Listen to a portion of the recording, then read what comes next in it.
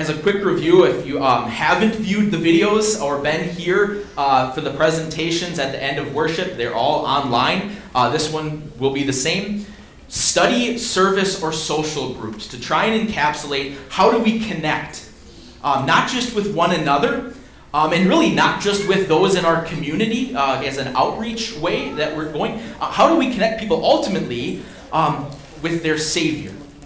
Is one of the big things we're hoping to accomplish with Connect groups. Member-created, member-led, as you've heard about. And Mr. Beck last week went over what those might look like: study, service, and social. There's a lot of possibilities out there for what these might look like. If you're having trouble with just listing them off in your head, please come talk to one of us. We have lots of ideas. I think they're good ideas, but lots of ideas just to be a sounding board of how might we connect with one another in this. So today, we'll start by this one: questions that you have as you either through these presentations or these manuals that are printed in the back online for you. Giving you a shot for questions before I have some for us just to consider. Sounds like Pastor Lindemann will do the ones that you have prepared for us. What they are not, and I'll ask Sarah and Luke just to help kind of work us through these. Not this is another thing. You're all busy, right? There's lots going on. But this is not just, okay, now how do I find another thing to cram it into an already crammed schedule? Instead, we're looking for intentionality with the things that you may already be doing, right? Maybe this is an avenue to expand your horizons, to do some things that you've been wanting to do. This is an outlet. Otherwise, maybe just a way to be intentional. Just 2 case studies here. Mom and dad working full-time jobs Monday to Friday, 20 minutes apart from home, right? They're traveling too, and they're lamenting the lack of family time that they get. Because, right, Junior is taking music lessons and running cross country on certain days. Little Jane is playing soccer and likes hanging out with her friends. I don't have time for a Connect group. Do you see maybe a couple opportunities? Anybody? Where a Connect group might be started or proposed? You can shout it out if you see them. Sports teams, yeah. Hey, Junior, maybe you know, maybe you don't, is playing every other Saturday from now till November. And guess what? That lines up with some of our Connect group time. Hey, let's gather together. We can bring, yeah, right, little party. Great opportunity for a social one. We'll just gather for post-game snacks. Excellent. Maybe another one. So social, study, lamenting a lack of family time. Yeah. What better way to maybe really make connections than how are you to have open conversations with an open Bible? Right, that a pastor or a spiritual leader would help facilitate, right? Not be there present, but just other families who are lacking or lamenting a lack of family time too, right? So just right into the schedule. Another one, Joseph and Mary, they're retired. Couldn't really care for social interaction. Who cares? We've done it all before. Wouldn't know where to start making relationships. But they do eat 3 meals a day, and they enjoy outdoor gardening. Well, depending on their health, what they can get done. Opportunities there for intentionality? Yeah. Hey, can you mind helping out? Even if it's put all our achy joints together with those who are achy jointed at church, right? We could go around to different places, different homes, have a meal together even, right? And even neighbors. Right? You think of those, there are more connections there. So just 2 case studies, it's not another thing. Or a replacement. We're not really, it just kind of maybe a supercharge to the ministry that we already have in place. Again, with that intentionality, this is not a replacement for Bible study, nor is it a replacement of the fellowship that we receive, right? Where it's born and really grows around word and sacrament, around the means of grace. This is in no way a replacement of that, nor is it like Bible thumping. This one takes maybe a little education, or hey, Pastor, we'll talk to you after. Not everything has to open with a prayer. I know you. You can't say that as a pastor. Instead, think gospel predominance, right? Where it's understood God is blessing this, right? This time together around his word, around his people, in the community of those he's drawing in. And so from that, sure, maybe there's an opportunity for prayer there, but it's not some necessity to try and mark it as a church thing.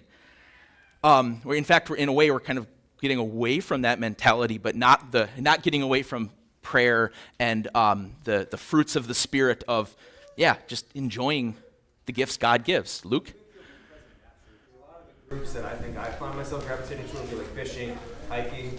One of the things we talk about in Jesus and Me class is the natural evidence of God all around us. I think it just comes through just in what you're doing. Right. God's goodness is evident everywhere. Don't try and say church things and then life things. They're God's things. 4 questions, and maybe they're there, maybe not, just to finish up. What happens if I'm not in a Connect group? Luke said that. Answer? Nothing. All right.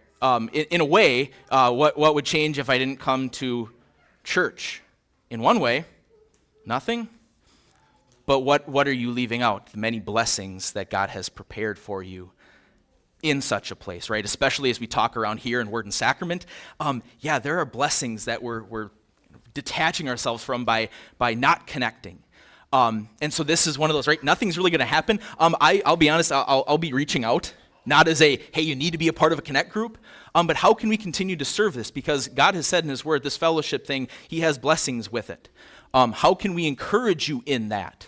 And so, right, I'll be following up, again, seasons of life, different, this isn't a good time. We understand that. This is from a position of grace and the blessings God's given us. Can I be in more than one? The short answer, I'm just going to say it for clarity, no. Why do I say that? Just for commitment's sake, right?